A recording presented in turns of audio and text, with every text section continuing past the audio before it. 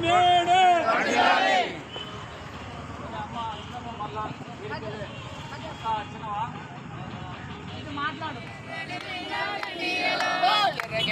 జెండెనియలో ఎర్రనిది జెండెనియలో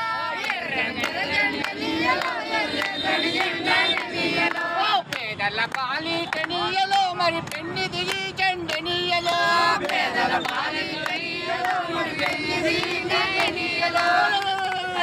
జెండెర జెండెనియలో ఎర్రనిది జెండెనియలో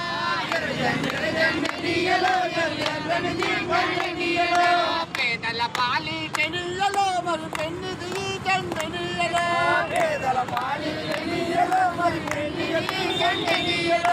అన్నలు అన్నాలెనియలో మరి వెన్నెల కోనాలెనియలో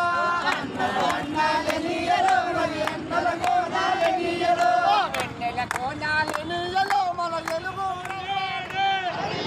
ప్రపంచ కార్మికులతో మేడే ప్రపంచ కార్మికులతో మేడే ప్రపంచ కార్మికులారా ఏకండి ప్రపంచ కార్మికులారా ప్రపంచ కార్మికులారా ప్రపంచ కార్మికులారా ప్రపంచ కార్మికులారా ప్రపంచ కార్మికులారా వర్ధిల్లాలి మేడే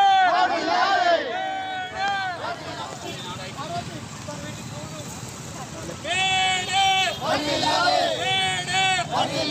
కార్మికులతో మేడే ప్రపంచ కార్మికులతో మేడే ప్రపంచ కార్మికులతో మేడే ప్రపంచ కార్మికులారా ఏకండి ప్రపంచ కార్మికులారా ప్రపంచ కార్మికులారా ప్రపంచ కార్మికులారా ప్రపంచ కార్మికులారా ప్రపంచ కార్మికులారా వర్ధిల్లాలి మేడే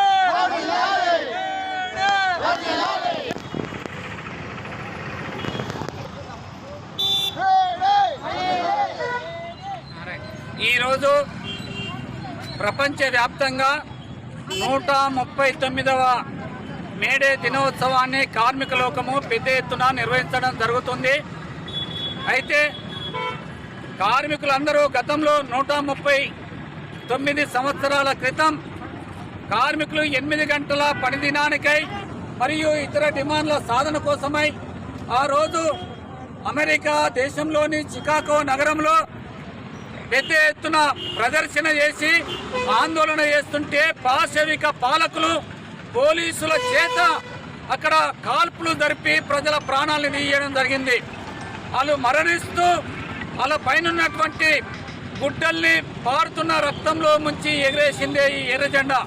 అందుకోసమే ఈరోజు కార్మికులు మేడే రోజు ఎర్ర జెండాను ఎగేస్తున్నాము అంటే పండుగ కాదు, లేకపోతే డిస్కో డ్యాన్సులు చేయటందుకు చేసుకునేది కాదు, సీట్లు వంచుకొని లేకపోతే సంబరాలు చేసుకునేది కాదు. ఇది ఈరోజు ఆనాటి పాలకులు ఆ రోజు చేసినటువంటి పోరాట స్ఫూర్తిని స్మరించుకొని నేటి పాలకులు అనుసరిస్తున్నటువంటి కార్మిక వ్యతిరేక విధానాలకు నిరసనగా ఈరోజు దీక్ష పూనేటటువంటి పోరాట దీక్షా దినం ఇది.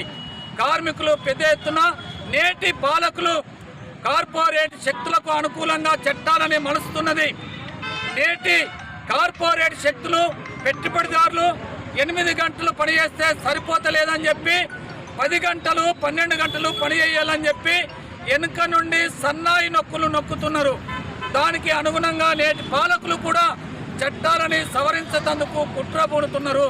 అందుకే వీటికి వ్యతిరేకంగా నేడు అదేవిధంగా కార్మికులకు ఇచ్చేటటువంటి వేతనాలు పెరుగుతున్న ధరలకు అనుగుణంగా లేకపోవడం మూలంగా ఈరోజు ఆ వేతనాలు సరిపోక పిల్లల చదివించుడు కానీ ఉండటానికి ఇంటి కిరాయిలు కానీ అన్ని సౌకర్యాలు లేక ఈరోజు ఆరోగ్య సౌకర్యాలు లేక ఆసుపత్రి పోలేక అన్నమో రామచంద్రని బాధపడుతున్నటువంటి పరిస్థితి ఉంది.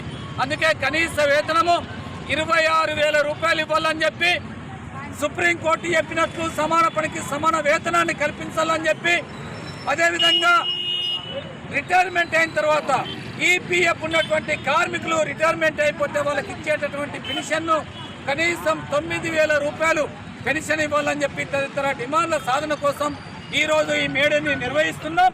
కార్మికులందరూ ఈ పోరాటంలో పాల్గొన్నటువంటి కార్మిక లోకానికి ధన్యవాదాలు తెలియజేస్తున్నాం. అట్లాగే అనుకూలమైనటువంటి కార్మికులకు అనుకూలమైనటువంటి విధానాన్ని అనుసరించాలని, లేనట్లయితే గత పాలకులకు పట్టినట్లే వీళ్ళకు కూడా అదే గతి పడుతుందని మేము హెచ్చరిస్తున్నాం.